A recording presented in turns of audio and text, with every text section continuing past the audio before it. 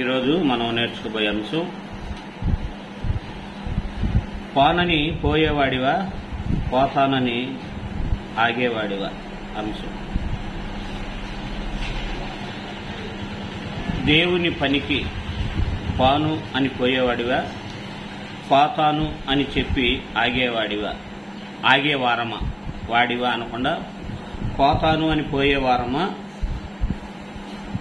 పోతానను పోనని పోయేవారమా పోతాను అని ఆగేవారమా అనే అంశాన్ని మనం విందాం.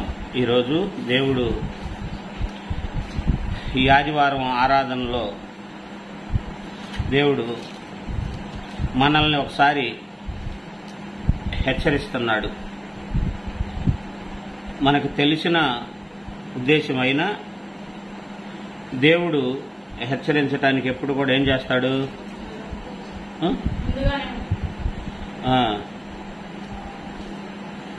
కాబట్టి జాగ్రత్తగా వినండి. మత్తయ్య గారు రాసిన సువార్త, మత్తయ్య గారు రాసిన సువార్త 21వ అధ్యాయం 21వ అధ్యాయం జాగ్రత్తగా విందాం. వాక్యం మీద మనసు పెడదాం.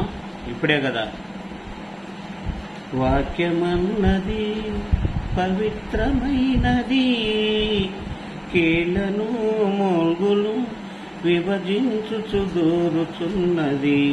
ఎంత కమ్మగా పాడావు.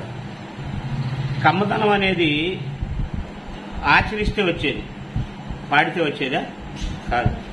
అందుకని ఈ వాక్యం కూడా మనం మాట్లాడుకుంటున్నప్పుడు మన హృదయంలోకి వెళ్తుందా లేదనేది ఆలోచించుకోవాలి. వాక్యం అన్నది పవిత్రమైందే, కానీ అది కీళ్లను మూలుగను విభజించాలి అంటే ముందు మనం హృదయంలోనికి ఆ వాక్యాన్ని కొనియాలి కదా, అవునా కదా? అది కాబట్టి చూడండి 28వ వచనం.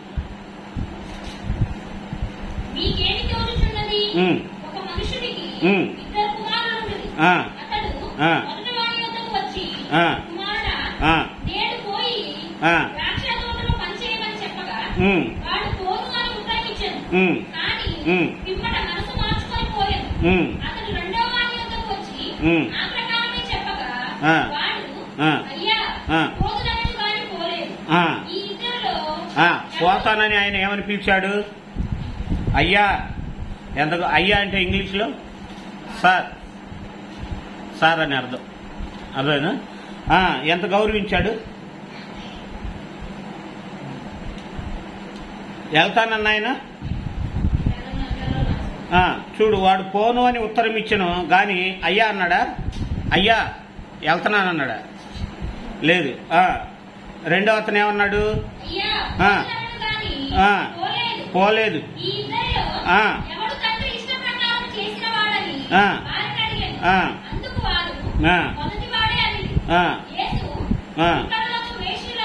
మీకంటే ముందుగా దేవుని రాజ్యములో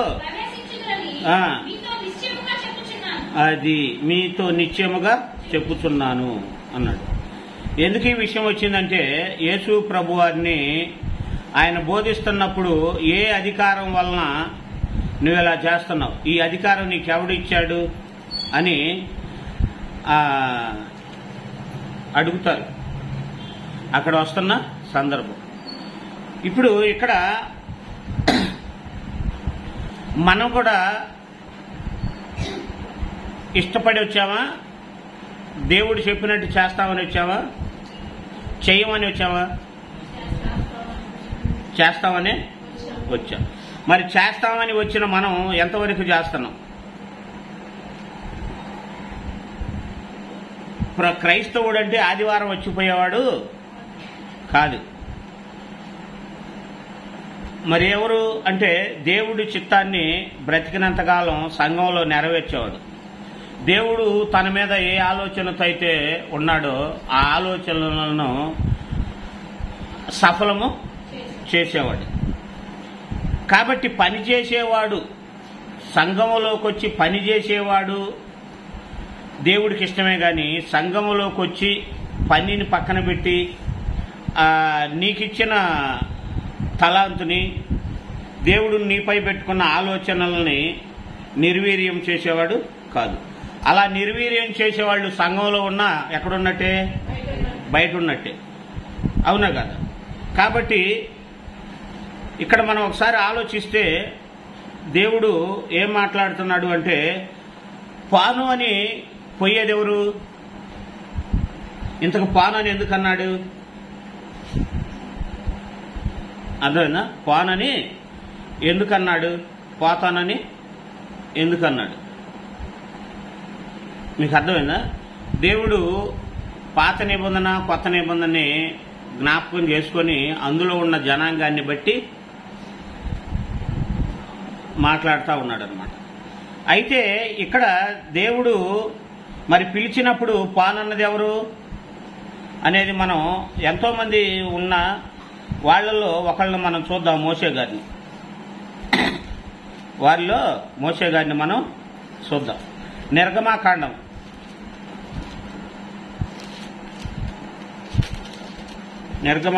3వ అధ్యాయం.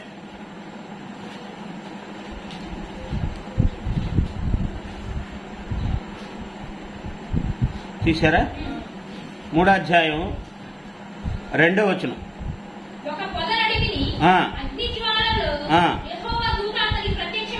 ఎవరికి? మోషే గారికి.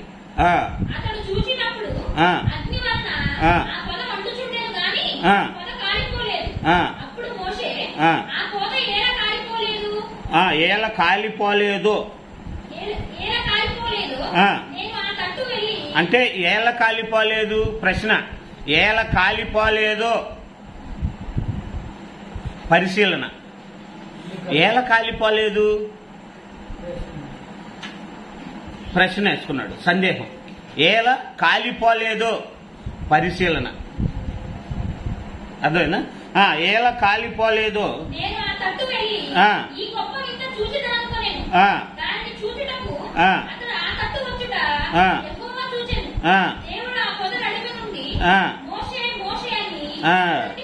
అది మోషే మోషే అని పిలిచినప్పుడు చిత్తం ప్రభువా అని చాలు పిలిచాడు. పిలిచేమన్నాడు?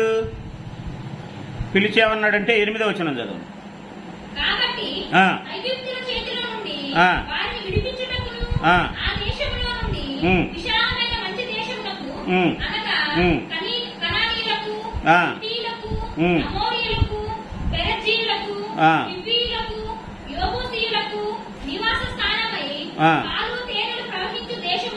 వారిని నడిపించుటకు దిగి వచ్చి ఉన్నాను.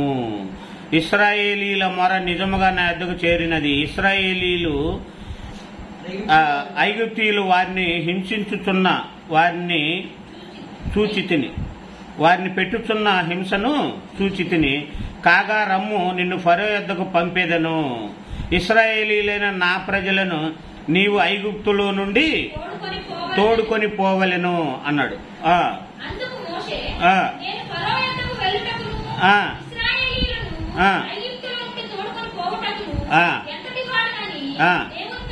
అదిగో నేనెంతటి వాడని అని అడిగాడు.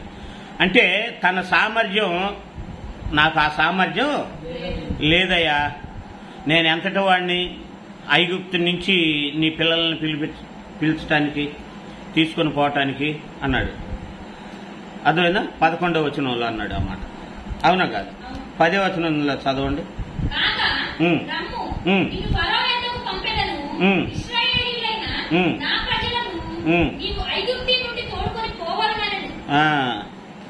పోవలేను అని. ఈ మాట విన్న తర్వాత ఆయనకి ఏమనిపించుంటది? మోషే గారికి ఆయన వచ్చింది ఎక్కడి నుండి? పిలవటానికి ముందు ఐగుప్తు నుంచే కదా. అక్కడి నుంచి వచ్చి అక్కడ పరిస్థితులు మోషే గారికి తెలుసా? తెలీదా? తెలుసు.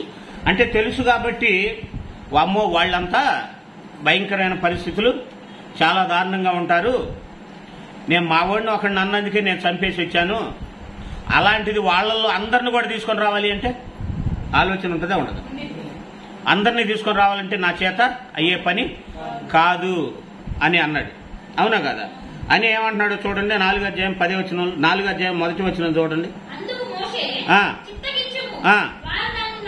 అది ఏం చేయరన్నమాట?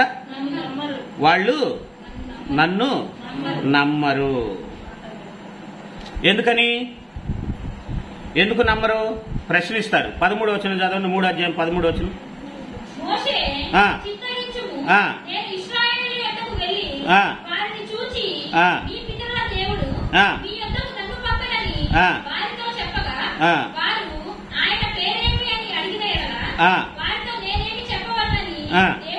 అంటే ఇక్కడ ఇష్టం లేక అడుగుతున్నాడా? ఒకవేళ అయితే ఇదిగో పరిస్థితులు ఇలాగుంటే నేనేం చెప్పాలి అని అడుగుతున్నాడా? క్లారిటీ చేసుకుంటున్నాడా? అంటే ఫస్ట్ ఏమో చెప్పగానే వెళ్తానంటే వెళ్తానన్నాడు అనుకో, కొత్తగా చర్చికి వచ్చిన వాళ్ళు ఎలాగుంటారు? ఎవరైనా సినిమా పాటలు పెట్టినా నాకు వినపడకూడదు ఏమంటారు? కొత్తగా వచ్చినప్పుడు వైట్ అండ్ వైట్ గుట్టేస్తారు. అంతకుముందు సెంటర్లో తిరుగుతూ ఉంటారు అటు ఇటు. కొత్తలో వైట్ అండ్ వైట్ గుట్టించిన తర్వాత సెంటర్లో ఉండి కూడా ఎవరితో పలకరు, చేతులు కట్టుకొని. అదొక స్పెషల్ అట్రాక్షన్ ఉంటుంది ముఖంలో. నేను క్రైస్తవుడిని అయ్యాను, మీతో ఎవరితో నేను మాట్లాడకూడదు అని. కొన్నాళ్ళు ఉంటే అదే వైట్ అండ్ వైట్లో బాగా తాగి బురదలో పడుకొని ఉంటాడు. ఫస్ట్లో సినిమా పాటలు కూడా వినకూడదు. ఫస్ట్లో ఎక్కడికి వెళ్ళినా పెద్ద సౌండ్ పెట్టి ఫోన్లో దేవుని పాటలు వింటా ఉంటాడు నడి రోడ్డు మీద. నడి రోడ్డే దొరికిద్ది వాళ్ళకి కొత్తలో. పాత పడ్డాక నిన్న చూశారు, ఒక ఆయన టీవీఎస్ నడి రోడ్డు మీద పెట్టాడు. సీనియర్ క్రిస్టియన్ ఆర్టీసీ బస్సు అతను ఆరణ కొడితే అంటున్నాడు. అర్థమైనా? కొత్తలో అట్టాగుంటుంది. అందుకని బాగా వాక్యం వినగానే ఏమైపోతాడు? ఉబ్బిపోయి దేవుడి కోసం అది చేయాలి ఇది చేయాలి అని భయంకరంగా ఇదిగా ఉంటుంది. పాస్టర్ గారికి ఏమనిపిస్తుంది? తెలివి లేని పాస్టర్ గారు అయితే ఏంది భలే విశ్వాసం దొరికాడయ్యా నాకు అనుకుంటాడు. అదే తెలివి గల పాస్టర్ గారు అయితే ఓహో ఇప్పుడే వాక్యం విన్నాళ్లే, పొంగు మీద ఉన్నాడు, పొంగు అరిగిపోతే ఏముండదు అని. పొంగు మీద ఉన్నాడు ఏమంటాడు తెలుసా? వెంటనే మాటిస్తాడు, నేను అది చేస్తా ఇది చేస్తానని. అర్థమైందా? కానీ మోషే గారు పొంగును చూసి పొంగిపోయే మనిషి కాదు. నేను వెళ్ళను అని చెప్పి తర్వాత ఏం చేస్తున్నాడు? ప్రశ్నిస్తున్నాడు. వెళ్తే సమస్యలు ఏమొస్తాయో అని. అలా కాకుండా వెళ్తానన్న తర్వాత ముందుగా మాట ఇచ్చిన వాడు వెళ్తా అన్నవాడు వెళ్ళలేడు. ఎందుకని? సమస్యలు చూసి మాట ఇవ్వాల, ఉబ్బిపోయి మాట ఇచ్చాడు. అవునా కదా? మోషే గారు అలాంటి ఆయన. అందుకే దేవుళ్ళో ఎదిగే వాళ్ళు రావటం ఎలా వస్తారు తెలుసా? ఒక్క మెసేజ్ విని వస్తారు. ఆ ఒక్క మెసేజ్ నన్ను మార్చింది బ్రదర్, అందులో ఒక వచనము నన్ను చాలా ఆకట్టుకుని. భాష మారుస్తాడు, ఆ వచనం అంటారు. వచనం కదా, ఆ వచనము ఆ కళ్ళన్నీ అంకమ్మ శివాలు అంటారు చూసారా? ఆ కళ్ళన్నీ పడతా ఉంటాడు. పాపం ఆమెను ఎందుకు అనాలి అంకమ్మని? వీళ్ళు పెట్టుకున్న పేరుని బట్టి అంటున్నాను. ఆ కళ్ళలు కనపడతా ఉంటాయి. ఒక్క వచనం మార్చింది బ్రదర్. వచనం చూసి మారాడు అంటే పొంగాడు అనమాట బాగా. మోషే గారు అలాంటి ఆయన కాదు. వెళ్ళను అని ముందు మనసులో ముద్రేశాడు, తర్వాత వెళితే సమస్యలు ఏంటి అని చిన్నగా ఏం చేస్తున్నాడు? తెలుసుకుంటున్నాడు. అంటే ఇక్కడ మనం ఏం తెలుసుకోవాలి తెలుసా? దేవుళ్ళు స్థిరంగా ఉండేవాళ్ళు పొంగిపోయి మాట ఇవ్వరు. ఆ లోతుపాతులు తెలుసుకుంటారు. లోకాసువార్త 14వ అధ్యాయంలో చెప్పినట్టుగా ఒకడు గోపురము కట్టింపగోరిన ఎడల దాన్ని తగులుబడి చూసుకుంటాడు. లేదంటే జనం వచ్చి ఏమంటాడు? వీడు కట్టింపగోరిన గాని కట్టలేకపోయాడు అని. అలాగే వీడు కొత్తలో అబ్బో వీడిని చూసి భలే మంచోడు అనుకున్నాం, భలే సాత్వికుడు అనుకున్నాం, భలే భక్తిపరుడు అనుకున్నాం. ఎక్కడ చూసినా సరిగా మాట్లాడేవాడు కాదు, మెత్తక మనిషి అనుకున్నాం. వీడేంటారు నాయన ఇలా ఈ విధంగా తయారయ్యాడు. అలాంటివి వస్తాయి.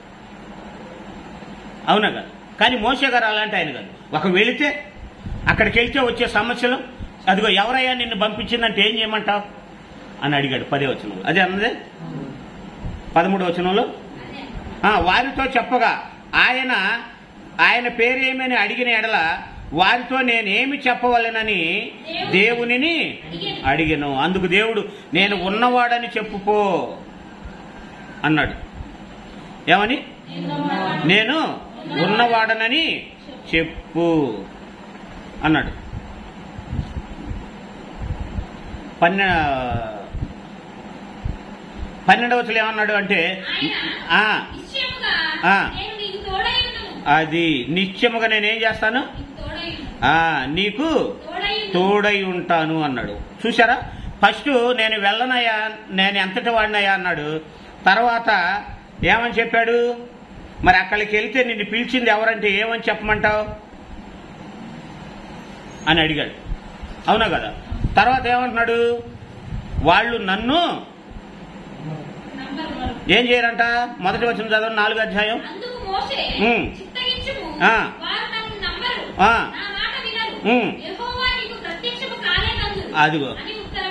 అదిగో వాళ్ళు ఇలాగంటారు, నా మాట నమ్మరు, యెహోవా నీకు ప్రత్యక్షము కాలేదని అని ఉత్తరమీగా. అంటే ఆయనకు మాటకు మాట సమాధానం చెప్తున్నాడు. మీకు అర్థమైనా? అలాగంటే ఇలాగా, ఇలాగంటే అలాగా చెప్తా ఉన్నాడు, సందేహాలు తీర్చుకుంటున్నాడు. అప్పుడు ఆయన ఏమంటున్నాడు? యెహోవా నీ చేతిలోనిదేమిటి అని అతన్ని అడిగాను. అందుకు అతడు కర్ర అనెను. అప్పుడు ఆయన నేలను దాన్ని పడవేయమనెను. అతడు దానిని నేల పడవేయగానే అది పామాయను. మోషే దాని నుండి పారిపోయేను. అంటే దేవుడు ఏం చేస్తున్నాడు? మోషే గారి చేత నమ్మిస్తున్నాడు. ఏం చేస్తున్నాడు? నమ్మిస్తున్నాడు. వీడిని నమ్మిస్తే, వీడికి నమ్మకం కలిగితే వీడు వెళ్తాడు. కాబట్టి వెళ్లే మనసుంది, వీడు పొంగిపోయి పోతానని మాట ఇవ్వలేదు అంటే ఇతనికి నమ్మకాన్ని కలిగిస్తే వెళ్తాడు అనుకున్నాడు. అందుకని కర్రను ఏం చేశాడు? పామును చేశాడు. దాన్ని చూసి ఏమయ్యాడు? పారిపోయాను అన్నాడు కదా. చూసి ఏమన్నాడు? మళ్ళీ ఏమన్నాడు అంటే 10వ వచనం చదువు. అప్పుడు మోషే ప్రభువా ఇంతకు మునుపైనను నీవు నీ దాసునితో మాట్లాడినప్పటి నుండి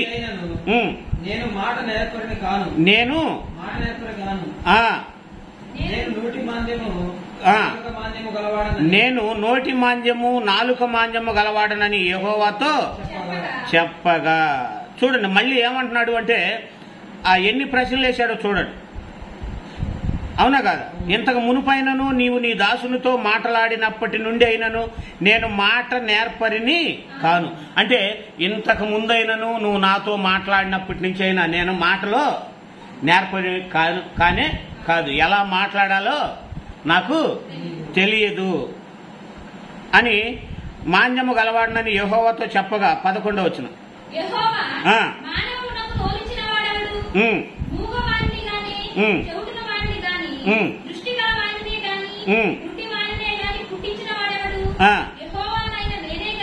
అదిగోండి ఎందుకు అంటున్నాడు? ఇంత రిస్క్ పడి మోషే గారిని ఎందుకు పంపించాలి? అవునా కదా? మోషే గారిని ఎందుకు పంపించాలి అంటే మోషే గారి యొక్క మనసుని దావీదు గారు దేవుడు చూశాడు. తను ఎదగగానే తన పిల్లల భారాలని చూడటానికి వచ్చి తన జనాంగాన్ని ఎవరో ఏదో అనేసరికి మోషే గారు వాడిని కొట్టి ఇసుకలో పాతి పెట్టడం, ఎవరిది న్యాయమో ఎవరిది అన్యాయమో అని విచారించి మరి చేయటం అనేది దేవుడు ఏం చేశాడు? నాయకత్వపు లక్షణాలు యవ్వనం రాగానే లోకం కోసం వినియోగించాలనుకోకుండా యవ్వనం రాగానే తన జనుల భారాన్ని చూడటానికి వచ్చాడు. అంటే ఇదిగో వీడే నాకు సరిపోయినవాడు, వీడి ప్రశ్నలకు నేను సమాధానం ఇస్తే స్థిరపడి పని చేస్తాడు అనుకున్నాడు. కాబట్టి దేవుడు అయ్యా నేను నోటి మాంద్యం గలవాడిని మాట నేర్పరి లేనివాడిని అంటే నోరిచ్చింది ఎవరు? మాట ఇచ్చింది ఎవరు? నేనే కదా అని 12వ వచనం ఏమంటున్నాడు?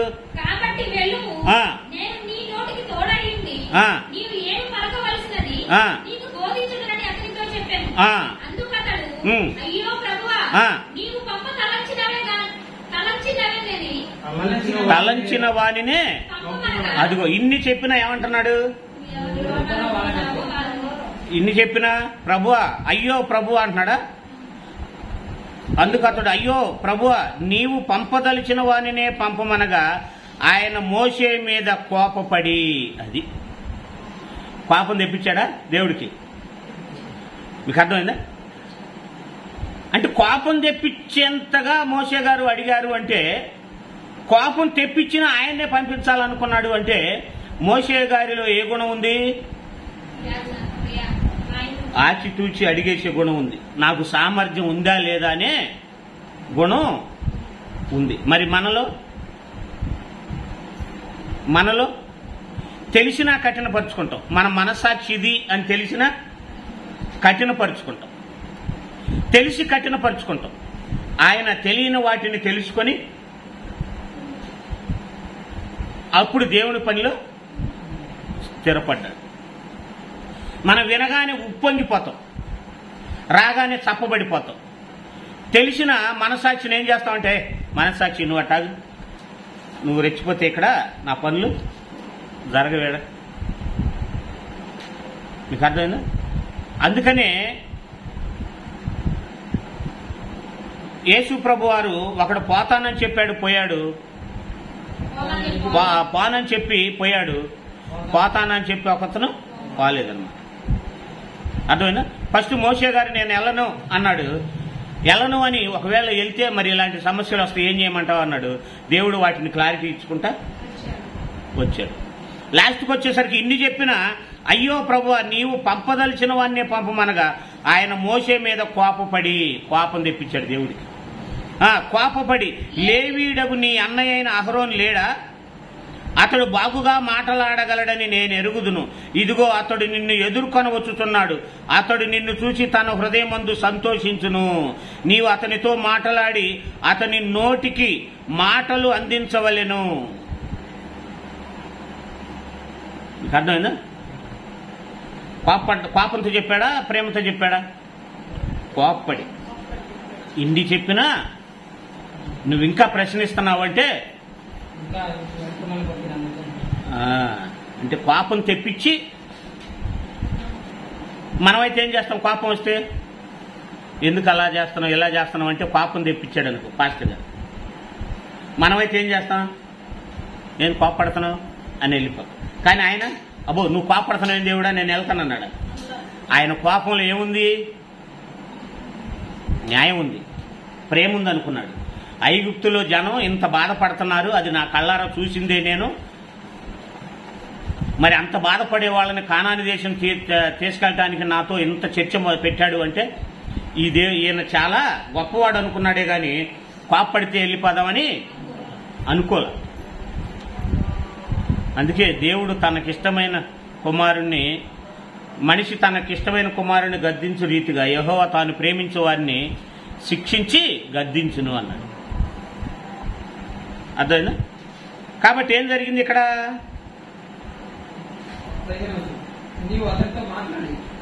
చాలు. అంటే ఆయన మోషే మీద కోప్పడే స్థితికి తెచ్చాడు అంటే ఏం జరిగింది ఇక్కడ? మనం ఇంత చెప్పినా వద్దులే ప్రభువా అన్నాడు అంటే మోషే గారిది చెడ్డ మనసా, భయం, నేను చేస్తాను చెయ్యలేనేమోననే ఆ భయాన్ని దేవుడు ఏం చేశాడు? తీసేశాడా? తీసేశాడు. నోటి మాంద్యం గలవాడిని నేను అని చెప్పిన ఆయన, కోపం తెప్పించిన ఆయన, దేవుడు కోపం తెప్పించిన ఆయన దేవుడికి ఏం చేశాడు? కోపం తెప్పించిన మోషే గారు ఆ కోపాన్నే శాంతపడేటట్లుగా చేశాడు. అంటే మోషే గారికి అప్పుడు అర్థమై ఉంటుంది ఏమని, నేను నా మీద నీ పనికి నేను రాను అంటే నా మీద కోపడ్డాడు ఆయన, నా మీద అప్పుడెందుకు కోపడ్డాడో ఇప్పుడు నాకు అర్థమైంది అనుకుని ఉంటాడు. నిర్గమకాండ 32 అధ్యాయాలు అదే కదా. దేవుడు కోపాన్ని తీసేశాడా, తగ్గించాడా? ఇంకా నేనేమన్నా కన్నానా ఏందయ్యా వాళ్ళని? వాళ్ళు ఇబ్బంది పెడతా ఉంటే వాళ్ళని ఏమన్నా ఇబ్బంది పెట్టాడా? ఇశ్రాయేలీల్ని దేవుడితోనే బాధపడ్డాడా? మోషే గారు మోషే గారిని ఇశ్రాయేలు బాధ పెడితే దేవుడి దగ్గరకు వచ్చి మొరపెట్టుకున్నాడా, వాళ్ళని ఏదన్నా మాటలతో హింసించాడా? అలాగని వాళ్ళకు లోబడ్డా? అహరోను గారు లోబడి దూడం చేశాడు. మోషే గారు వాళ్ళని ఒక మాట అనలేదు, విసుక్కోలేదు. కోపం వచ్చినప్పుడు చెప్పాడు కోపంగా, అంతే. విసుక్కోలేదు. విసుకొస్తే దేవుడి దగ్గరకు వచ్చి, ఆగయా నేనేమన్నా కన్నానా? కన్నది నువ్వు, నాకేం పని? వాళ్ళేమన్నా నా గర్భవాసాన్ని పుట్టారా అన్నాడు మార్గ మధ్యలో ఇబ్బంది పెట్టినందుకు. అంత కోపడ్డ ఆయన ఏం చేశాడు? దేవుని మనసు అర్థం చేసుకొని చూడండి, రండి 32 అధ్యాయంలో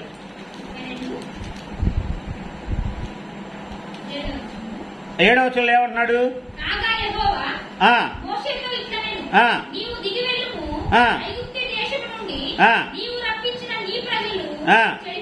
నీ ప్రజలు అన్నాడు.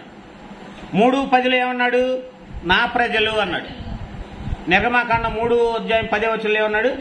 నా ప్రజలను ఐగుప్తు నుండి నువ్వు తీసుకెళ్ళాలి అన్నాడు. ఇక్కడికి వచ్చేసరికి ఏమన్నాడు? నీ ప్రజలు చెడిపోయేది. అంటే ఇంతకు దేవుడి ప్రజలా, మోషే గారి ప్రజలా? యేసు ప్రభు రానంత వరకు యెహోవా ప్రజలుగా ఉన్నారు. యేసు ప్రభు వచ్చాక యేసుక్రీస్తు ప్రజలుగా మారిపోయారు. అవునా కదా? అలాగే మోషే గారు దేవుని మనసు ఎరగనంత వరకు ప్రశ్నించి, అయ్యో నేను ఇది చేస్తానా చేయలేనా, అక్కడికి వెళ్తే నిన్ను పంపించింది ఎవరంటారు, అక్కడి నుంచి రావటం కష్టం అంటే ఇదంతా చెప్పిన తర్వాత అప్పుడు దేవుడు మనసు తెలుసుకొని కోపడ్డ దేవుడిని ఏం చేశాడు? శాంతపరిచి దేవుడి నోటి చేతనే నా పిల్లలను ఐగుప్తు నుంచి నువ్వు విడిపించు అని పిలిచిన దేవుడు ఇదిగో నీ పిల్లలు చెడిపోయారు అన్నంతగా, అంటే మోషే గారు నా పిల్లలు అన్నంతగా ఇశ్రాయేలీలను చూశాడే గాని దేవుని పిల్లలు అన్నట్టుగా చూడాల. మీకు అర్థమైందా? అంటే ఎంత ప్రేమ దేవుడంటే మోషే గారికి, ఎంత ప్రేమ. దేవుడికే వీళ్ళని శిక్షిస్తే మోషే అడ్డుపడతాడు అన్నంత నమ్మకాన్ని కలిగించాడు. దేవుడికి ఏం కలిగించాడు? ఇశ్రాయేలీలు చెడిపోతే వాళ్ళని నేను శిక్షిస్తే మోషే అడ్డుపడతాడన్న సంగతి దేవుడికే ఆలోచన కలిగించాడు. మీకు అర్థమైందా? అంటే మోషే గారిని దేవుడు అర్థం చేసుకున్నాడు, దేవుణ్ణి మోషే గారు అర్థం చేసుకున్నారు. చూడండి 33 అధ్యాయం 12వ వచనంలో ఇద్దరు ఒకరినొకరు ఎలా అర్థం చేసుకున్నారు? 11 చదవండి ముందు. మనుష్యుడు తన స్నేహితునితో మాట్లాడునట్లు యెహోవా మోషేతో ముఖాముఖిగా అంటే మనసు అర్థం చేసుకోవటం, ఫేస్ టు ఫేస్ చూడటం. ముఖాముఖిగా అంటే ఏంటి? ఎదురెదురు కూర్చున్నట్టు. అర్థమైందా? ఎదురెదురు కూర్చున్నట్టే అనమాట. కూర్చోవటం వల్ల ఏమైంది? 12వ వచనం.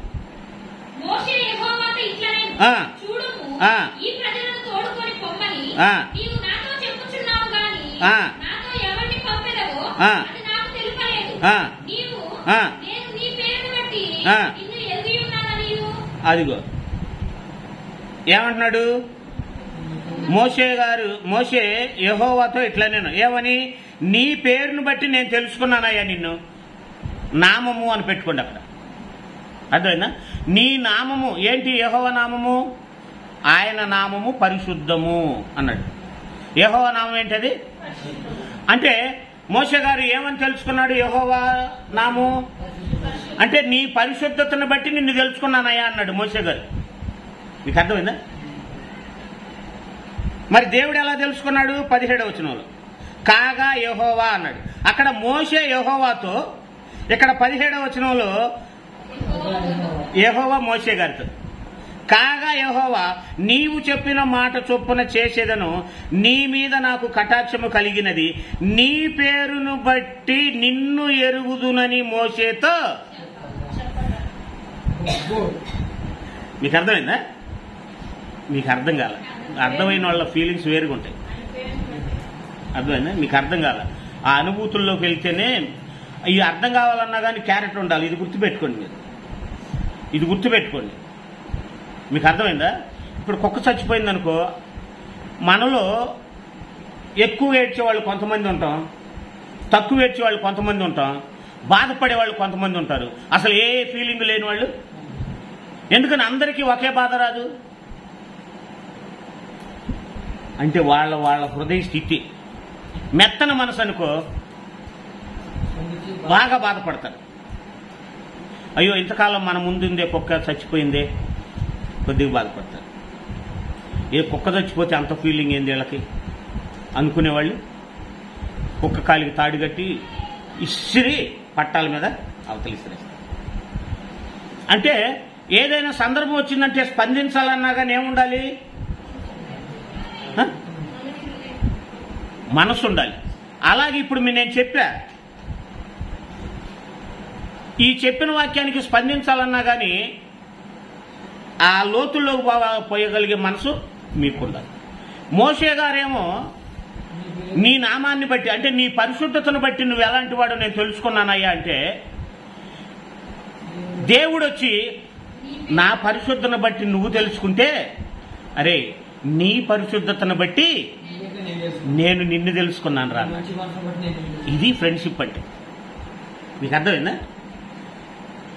ఒక మనిషితో మాట్లాడినట్టు ముఖాముఖిగా మాట్లాడుతున్నాను అన్నాడు అంటే దేవుడు ఊరక చెప్పడు.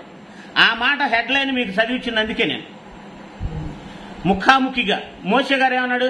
అయ్యా నువ్వేందో నాకు తెలిసిపోయింది. ఫస్ట్ నేను అరే పోరా ఐగుప్తు నుంచి వాళ్ళని విడిపించరా, నేను వెళ్ళనయ్యో, వెళ్తే అక్కడికి పోతే ఎవడరా నిన్ను పంపించింది అంటారు, నన్ను నమ్మరు, నా మాట విన్ను, నేను మాత్రం పోను. అరే ఓ నేను అక్కడ అద్భుతాలు చేసి మారుస్తాలే.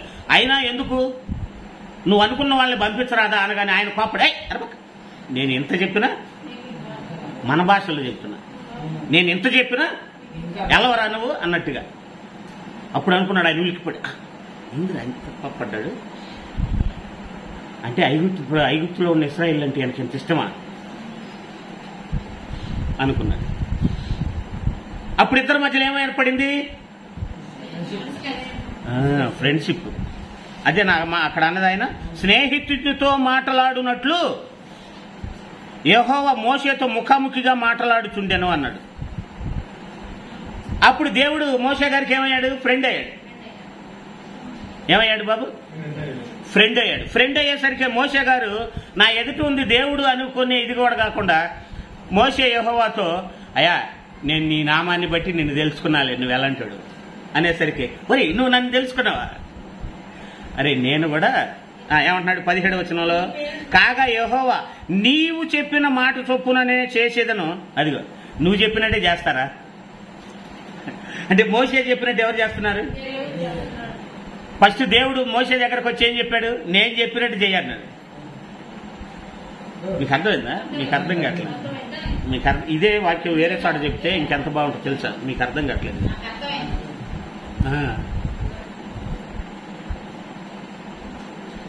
అందుకే వినే ఆడియన్స్ని బట్టి చెప్పే ఆయనకు థాట్స్ వస్తాయి. ఎదుటోళ్ళు స్పందించే తీరును బట్టి హై లెవెల్లో ఉద్దేశాలు చెప్పగలరు. వినేవాళ్ళు ఆసక్తిగా లేకపోతే వచ్చే ఉద్దేశాలు కూడా ఆగిపోతారు. ఇది తెలుసా? బ్రేక్ పడింది. చెప్పాలనే ఆసక్తి, లోతుల్లోకి పోవాలనే ఆసక్తి కూడా రాదు. ఎందుకంటే మీకు అర్థమైతే నాకు లోతుల్లో లేదు కదా. అందుకని ఏమంటున్నాడు? కాగా యెహోవా నీవు చెప్పిన మాట చొప్పున చేసేదను అంటే ఆయన చెప్పింది ఈయన చేస్తున్నాడు, ఈయన చెప్పింది చూడండి.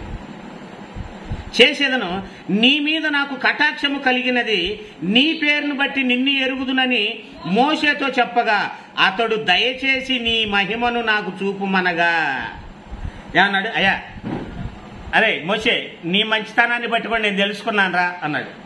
అప్పుడు ఆయన అన్నది తెలుసా, అయితే నీ మంచితనం కూడా నాకు చూపించవా? కింద మాటను చూడండి, దయచేసి నీ మహిమను ఆయన అతడు 18 అతడు దయచేసి నీ మహిమను అంటే ఏంటి తెలుసా? నీ గొప్పతనాన్ని లేదా నీ మంచితనాన్ని నాకు చూపమనగా ఆయన నా మంచితనం అంతయు నీ ఎదుట కనబరుస్తానురా. నీ ఎదుట నేను ఎంత మంచివాడినో నీకు చూపిస్తా.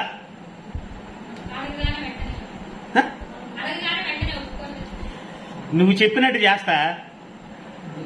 నా మంచితనం చూపించమన్నావుగా, చూపిస్తా. మోషే గారి మంచితనాన్ని యెహోవా దేవుడికి చూపిస్తే యెహోవా దేవుడు ఏమన్నాడు? నా మంచితనాన్ని నీ ఎదుట చూపిస్తా అంటున్నాడు. ఇక్కడ ఒక ట్విస్ట్ ఏందో చెప్పమంటారా? మంచితనం అంటే ఏందో? మంచితనం అంటే ఏందో చెప్పానా? చూడండి, కింద చదవండి, ఇప్పుడు అర్థమైంది మంచితనం అంటే.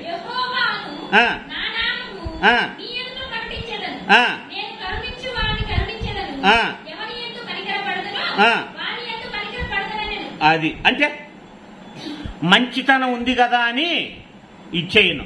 కోప్పడేటప్పుడు కోప్పడతా, జాలి చూసేటప్పుడు జాలి చూపిస్తా, కరుణ చూపించేటప్పుడు కరుణ చూపిస్తా, ఉగ్రత చూపించేటప్పుడు ఉగ్రత చూపిస్తా. ఒక తండ్రి కుటుంబాన్ని ప్రేమించాడు అనుకో, జీవితాంతం ప్రేమిస్తాడా? తప్పు చేస్తే కోప్పడతాడా? అంటే మంచితనంలో ఏముంటుంది? మొట్టమొదట కోపం ఉంటుంది. నటనలో ఏముండదు? మొట్టమొదట నటన ఉంటుంది. కోప్పడాల్సిన పని ఏముంది? పక్కింటి అబ్బాయి తప్పు చేశాడు అనుకో, నాకెందుకు కోపం వస్తుంది? నా కొడుకు అనుకుంటేనే నాకు కోపం వస్తుంది. ఈరోజు సంఘాల్లో దైవజనులు కోప్పడింది ఎందుకో తెలుసా? నా పిల్లలు అనుకుంటే కోపం వస్తుంది, నా పిల్లలు చెడిపోతారు అనుకుంటే కోపం వస్తుంది. వీళ్ళు కానుకిచ్చే వాళ్ళు గద్దిస్తే వెళ్ళిపోతారు అనుకున్న మనిషి ఎందుకు గద్దిస్తాడు? ఏమన్నా నాకు పుట్టారా? నేను బాధపడే వాళ్ళని ఇచ్చేటానికి. నాకు పుడితే నా కొడుకు చెడిపోతాడని గద్దిస్తాను. వీళ్ళు నాకు పుట్టిన వాళ్ళు కాదు కదా. అలాంటి పరిస్థితుల్లో ఉన్నారు, అవునా కాదు? అందుకని ఏం జరిగింది ఇక్కడ? వెళ్ళనని వెళ్ళిన మోషే గారు వెళ్ళిన తర్వాత ఎలాంటి పరిస్థితి కలిగి ఉన్నాడో ఒకసారి ఆలోచించండి. అందుకని అన్నాడు, సంఖ్యాకాండం చూడండి ఒకసారి.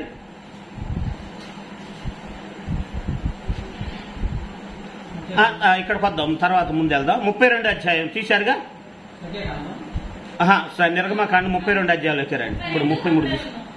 ఇక్కడ ఏం జరిగిందంటే మీకు ప్రారంభంలో చెప్పా ఏమని? దేవుడు ఇశ్రాయేలు మీద కోప్పడితే మోషే గారు ఏం చేస్తాడని తెలిసిపోయింది? అడ్డుపడతాడని.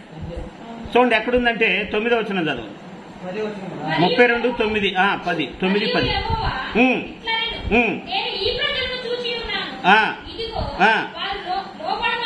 వారు నాకు లోబడనొల్లరు ప్రజలు, కావున నీవు ఊరకుండుము, నా కోపము వారి మీద మండును అన్నాడు. ఏమన్నాడు? ఇశ్రాయేలీల్ని నడిపించాడు మోషే గారు, ఐగుప్తు దేశం నుంచి నడిపించాడు. వాళ్ళు తప్పు చేసినందుకు దేవుడు ఏమన్నాడు? వాళ్ళ మీద నాకు కోపం వచ్చింది, అగ్ని చేత వాళ్ళని కాల్ చేస్తాను, నువ్వు అడ్డం రావద్దు అన్నాడు. ఏ స్థాయి నుండి ఏ స్థాయికి వచ్చాడో చూసారా? మోషే గారు ఏ స్థాయి నుండి ఏ స్థాయికి వచ్చాడో చూసారా మీరు? నేను వెళ్ళను అనే స్థాయి నుంచి బయలుదేరి ఇశ్రాయేలు తప్పు చేస్తారు చంపేస్తాను అంటే వాళ్ళని చంపొద్దు అని దేవుడికే అడ్డుపడి అంతగా. అంటే ఇశ్రాయేలీలకి దేవుడికి మధ్యలో మోషే గారు ఉన్నారు. దేవుడికి మనకి మధ్యలో ఇప్పుడు ఎవరున్నారు? యేసు ప్రభు ఉన్నారు. అంటే మోషే గారి క్రీస్తుకు సాదృశ్యం. అంటే అప్పుడు ఇశ్రాయేలీలకి దేవుడికి మధ్యలో మోషే గారు ఉన్నాడు. ఇప్పుడు క్రైస్తవులైన మనకి దేవుడికి మధ్యలో యేసు ప్రభు వారు ఉన్నారు. అప్పుడు వాళ్ళు తప్పులు చేస్తే దేవుడికి వాళ్ళకి మధ్యలో మోషే గారు అడ్డుపడ్డాడు. ఇప్పుడు మనం తప్పులు చేస్తే మనకి దేవుడికి మధ్యలో యేసు ప్రభు వారు అడ్డుపడ్డాడు. అప్పుడు ఆయన దేవుడికి అడ్డుపడి, అయ్యా నువ్వు కోప్పడితే ఎట్టాగా? ఐగుప్తులో జనం నీ గురించి చెడ్డగా చెప్పుకుంటారు. ఆయన విజ్ఞాపన చేస్తే ఇప్పుడు మన కోసం మన ప్రభు ఏం చేస్తున్నాడు? మన కోసం విజ్ఞాపన.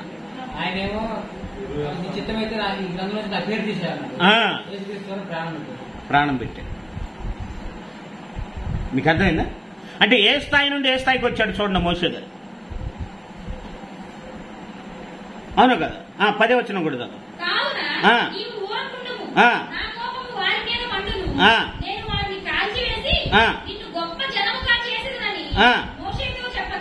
అది అదే మనమైతే అక్కడ ఆ స్థానంలో మనం ఉండి, అబ్రహాం నువ్వు అడ్డు రాబాకు, నేను వాళ్ళని చంపేస్తానంటే నేనైతే దేవుడికే నేను అడ్డుపడేంత గొప్ప అనమాట. ఏం యెహోవా దేవుడు అంటాం. ఈ కాలంలో కానీ అది జరిగితే దేవుడే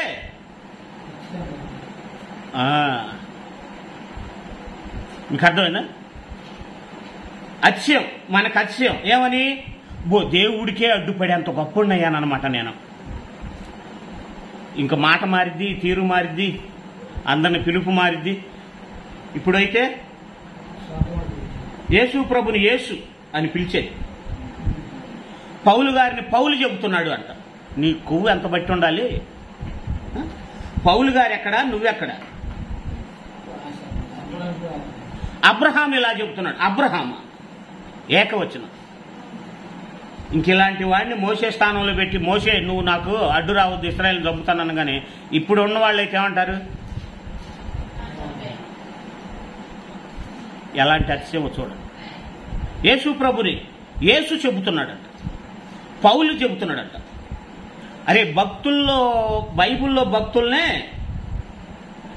ఏకవచనంతో పిలుస్తున్నారు అంటే వీళ్ళు విశ్వాసుల పరిస్థితి అసలు జనరల్గా మనుషులతో వీళ్ళుండే వినయ విధేయతలు ఒకసారి ఆలోచించండి. కనీసం భక్తుల్ని. కానీ మోషే గారు, మోషే నువ్వు ఊరకుండము, నా కోపం వీళ్ళ మీద మండుతుంది, నువ్వు సైడ్ వెళ్ళిపోతే వీళ్ళని నేను చంపేస్తానన్నప్పుడు మోషే గారు అతిశయపడకుండా ఏం చేశాడు? చదవండి. అది బతిమలాడుకున్నాడు. అయ్యా వాళ్ళ నీ కోపం కింద వాళ్ళు ఎంతయ్యా? బతిమాడుకున్నాడు. అడ్డు రావద్దు మోషే అంటే అతిశయపడకుండా, నేను అడ్డు రావటానికి నేనెంతయ్యా, నా బతుకెంత, నేనెంత, నీ ప్రేమ ముందు నేనెంత, నా బతుకెంత, నీ కాళ్ళ దగ్గర పడి ఉండేవాడిని అయితే నేను నీకు అడ్డు రావటం, నీ కోపంలో న్యాయం ఉందయ్యా. కళ్ళారా చూసి నిన్ను నమ్మలేదయ్యా వీళ్ళు. ఏ తండ్రికైనా కోపం ఉంటుందయ్యా. కానీ ఒకసారి ఆలోచించాయా, ఐగుప్తులో నీ గురించి చెడ్డగా మాట్లాడుకుంటారు. ఇంత కష్టపడ్డావు కదా, పగులు మేఘస్తంభాన్ని పెట్టావు, రాత్రి అగ్నిస్తంభాన్ని పెట్టావు, సముద్రాన్ని చీల్చావు, ఐగుప్తుల అద్భుతాలు అన్నీ చేశావు. ఇక్కడికి వచ్చినాక చంపితే చంపటానికి తీసుకుపోయాడు మీ దేవుడు అంటారయ్యా ఆ దేశపోళ్ళు అని గట్టిగా చెప్పాడు. బతిమాడుకున్నాడు, బతిమలాడుకున్నాడు. అంటే దేవుడు నాకు అడ్డు రావద్దు అనగానే అతిశయం లేకుండా దేవుణ్ణి బ్రతిమలాడుతున్నాడు అంటే దేవుడికి మోషే గారంటే ఎంత నచ్చింది. దేవుడు అనుకొని ఉండొచ్చు ఏమని, వీడు మొదట్లో నా పనికి రారా అంటే ఎన్ని వంకలు పెట్టాడు వీడు, నోటి మాంద్యం గలవాడిని అన్నాడు, నేర్పరిని కాదన్నాడు, ఎన్నో చెప్పాడు. ఇప్పుడు ఇంతగా మారిపోయాడా? అవునా కదా? ఎంత ఇదిగా. అందుకని సంఖ్యాకాండం చూడండి ఒకసారి, 12వ అధ్యాయం ముగించుకుందాం. 7వ వచనం.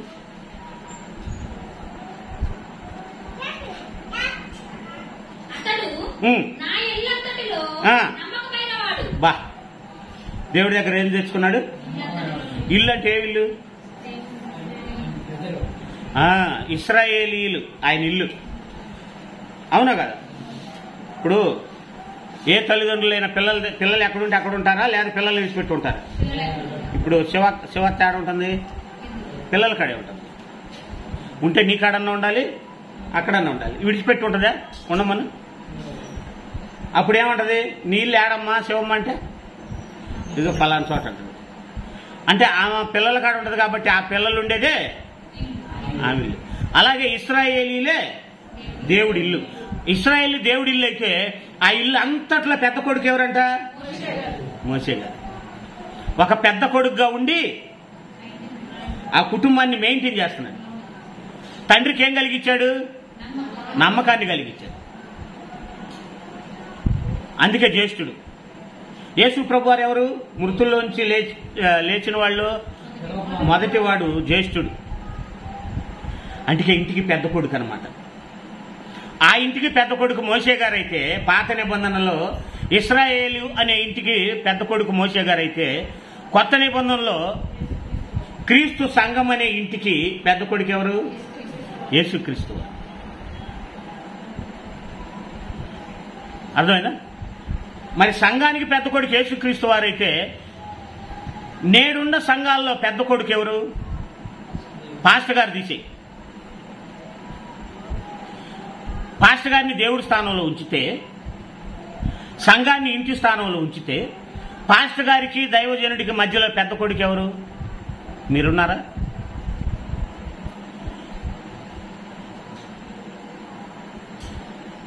నువ్వున్నావా అనొచ్చు. ప్రభుదాస్ అన్నయ్య దగ్గర ఉన్నప్పుడు గుండెల మీద చేసుకొని చెప్పగలను. పెద్ద కొడుకుగా ఆరాధన అయిపోగానే ఎక్కడెక్కడికి ఎవరు వెళ్ళాలన్నా, ఏం చేయాలన్నా తప్పుని తప్పుగా ఖండించేవాడిని. అన్నయ్య కంటే ముందుగా గుండెల మీద చేసుకొని చెప్పగలను.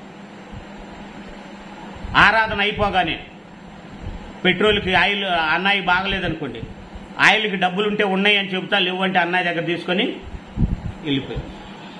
ఎందుకని? అన్నయ్యకి భారం తగ్గించడానికి. అట్టగా నేను గొప్పవాడిని అంటలా. దేవుడు ఈ బైబిల్ను బట్టి నాకు ఆ యొక్క ఇదిని కలిగించాడు. పెద్ద కొడుకుగా ఉండాలి.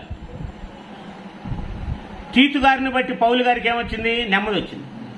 తిమోతి గారిని బట్టి పౌలు గారికి ఏమొచ్చింది? నెమ్మది వచ్చింది. ఎలీషా గారిని బట్టి ఏలియా గారికి ఏమొచ్చింది? నెమ్మది వచ్చింది. యెహోషువ గారిని బట్టి మోషే గారికి ఏమొచ్చింది?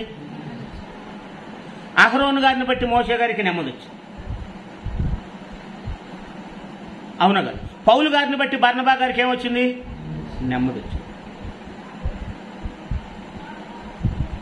అందుకని సంఘంలో మనం ఉన్నాము అంటే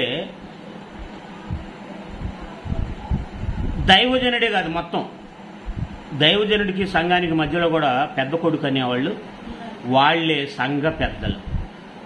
వాళ్ళే ఎవరు? సంఘ పెద్దలు. అర్థమైనా? అంటే ఎక్కడ మొదలయ్యి మోషే గారి జీవితం ఎక్కడ స్టార్ట్ అయిందో చూడండి.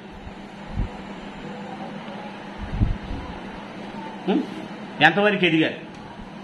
ప్రార్థనలో ఎదిగారా? ఒకప్పుడు ప్రార్థన చేసుకోవటం రాదు. కనీసం ప్రార్థన చేస్తున్నారా? పని చెయ్యాలనే ఆలోచన ఉందా? పని వాక్యం చదువు ఉంది, వాక్యం చెప్పాలనే ఆలోచన వస్తుందా? స్త్రీలకు కానీ పురుషులకు కానీ కనీసం ప్రార్థన. కానీ సంఘస్థులు ఏమనుకుంటారు? ఏమైందయ్యా ఇన్ని రోజుల నుంచి ఆరాధనలో పాల్గొంటుంది, కనీసం ప్రార్థన చేయదు, పాటలు పాడదు, వాక్యము చెప్పదు. అంటే నిన్ను బట్టి దేవుడికి ఏమి లేదనమాట. ఏంది? కనీసం ప్రార్థన ఇంట్లో చేసుకునే ప్రార్థనే సంఘంలో చేసేది ఏముంది అక్కడ? అయ్యా వాక్యం, దైవజనుడు వాక్యం చెప్పబోతున్నాడు, సాయం చెయ్యి. ప్రార్థన, పాటలు, వాక్యం కనీసం ఎందులోనూ లేదనుకో, ఇంకా దేవుడి పనికి వచ్చి ఏం ఉపయోగం? దేవుడికి ఏం ఉపయోగం? ఇది ఉపయోగం లేని భక్తి. కాబట్టి మోషే గారు ఏ స్థాయి నుండి ఏ స్థాయికి ఎదిగాడు? దేవుడికి కోపం తెప్పించిన స్థాయి నుండి దేవుణ్ణి సంతోషపరిచి కోపాన్ని తగ్గించే స్థాయికి వచ్చాడు. మీకు అర్థమైందా? దేవునికి కోపం తెప్పించి దేవుడికే స్నేహితుడైన స్థాయికి వచ్చాడు. అలాగుండాలి మన సహవాసం. మీకు అర్థమైంది? అందుకే ఎవరైనా గుర్తుపెట్టు, నేనైతే చెప్తాను, క్యారెక్టర్ లేని వాళ్ళతోనైనా సహవాసం చేస్తా, చివరికి వేశ్యతోనైనా సహవాసం చేస్తా, వ్యభిచారితోనైనా సహవాసం చేస్తా, కానీ తెలిసి బ్రతకని వాళ్ళతో సహవాసం చేయటం నా వల్ల మాత్రం అస్సలుగా నేను చెయ్యనే. తెలియకంటే వాళ్ళతో తిరుగుతా పసిపిల్లలాగా. వేశ్యతో తిరిగాను అనుకోండి, 100 మాటల్లో 10 మాటలు వింటది. కానీ తెలిసి బ్రతకని వాళ్లతో గంట కూడా నేను తిరిగి వాళ్ళతో తిరగలేను, వాళ్ళతో ముందు మాట్లాడే ధైర్యం తెచ్చుకుని. ఎందుకని మాట్లాడే ప్రతి మాటకి నవ్వుకుంటారు లోపల లోపల. ఏమని, నేను ఇంత తెలిసి బ్రతకపోయినా మళ్ళీ నాకు చెబుతున్నాడు వీడు తిక్కలోడా మంచోడా అనే దారిలోకి మనల్ని చూస్తారు. అవును కదా. మారాలనే మనసున్న వాళ్ళతో కలిసి బ్రతకాలని ఇష్టపడతా కానీ తెలిసి బ్రతకని వాళ్ళతో అసలు నేను ఉండలేను, నా వల్ల కాదు. వాళ్ళ వల్ల ఎన్ని అవమానాలు వచ్చినా భరిస్తా కానీ వాళ్ళతో కలిసి ఉండటానికి మాత్రం అస్సలు కనీసం ఒక్క సెకండ్ కూడా నేను యోచించను. వాళ్ళతో తిరిగే బదులు వేశ్యలు, వ్యభిచారులు, దొంగలతో తిరిగితే వాళ్ళ వల్ల దేవుడికి ఏదో ఒక లాభం ఉంది.